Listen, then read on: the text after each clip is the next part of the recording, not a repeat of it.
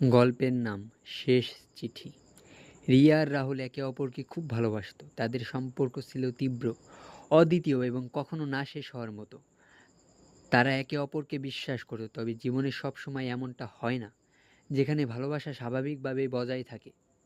রাহুল একটি ছোট্ট শহরে চাকরি করত আর রিয়া ছিল শহরের বাইরে এক বিশ্ববিদ্যালয়ের ছাত্রী। তাদের সম্পর্কের শুরু বছরগুলো ছিল দারুণ। একে অপরের সঙ্গে সময় কাটানো, একসাথে সিনেমা দেখা বা রাতভর কথা বলা সব কিছুই তাদের জীবনে ছিল অমূল্য। কিন্তু আস্তে আস্তে দূরত্ব বেড়ে গিয়েছিল। কাজ, পড়াশোনার জীবনে অন্য অজানা চাপ এসব একে অপরের কাছ থেকে দূরে নিয়ে যাচ্ছিল। ফোনের মেসেজগুলো কমতে শুরু করলো আর একে অপরের সাথে দেখা হওয়ার সুযোগও কম হয়ে পড়ল। একদিন রাহুল একটি চিঠি লিখল রিয়াকে, তবে সেটাকে পাঠানোর আগে সে জানতো এই চিঠি তার জীবনের শেষ চিঠি হতে পারে।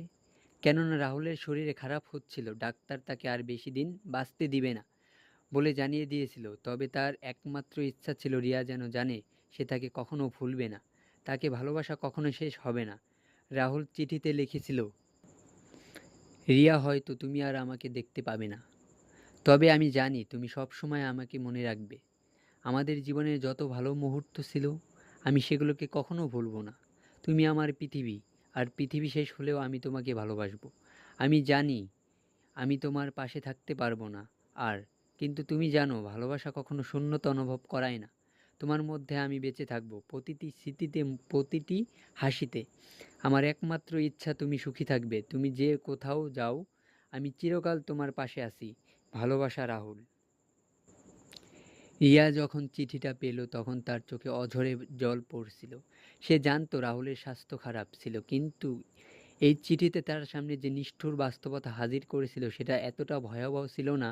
রাহুলের সমস্ত অনুভূতি, প্রেম, স্বপ্ন সব কিছুই একে একে তার চোখের সামনে মৃত হয়ে উঠছিল। কিন্তু কিছুই আর করার ছিল না। রাহুল চলে গেল। রিয়ার বুকের মধ্যে গভীর শূন্যতা তৈরি হয়ে গিয়েছিল, তবে সেই শূন্যতা একসময় পূর্ণ হয়েছিল রাহুলের লেখা চিঠির মধ্যে। রাহুল তাকে শিখিয়ে গিয়েছিল ভালোবাসা শেষ হয় না, শুধু সময়ের সাথে অভ্যস্ত হতে হয়। রিয়া তার জীবনে সবচেয়ে বড় শিক্ষা পেয়েছিল যে ভালোবাসা কখনো হারায় না, সেটা থাকে একটা চিঠির, একটা হাসির অথবা একটা স্মৃতির আকারে। এই গল্পের মধ্যে যেমন একটা বিষাদ আছে, তেমনি ভালোবাসার অমরত্ব ফুটে উঠেছে। আশা করি যদি গল্পটা আপনাদের ভালো লাগে, লাইক, কমেন্ট, শেয়ার দিয়ে পাশে থাকবেন। ধন্যবাদ।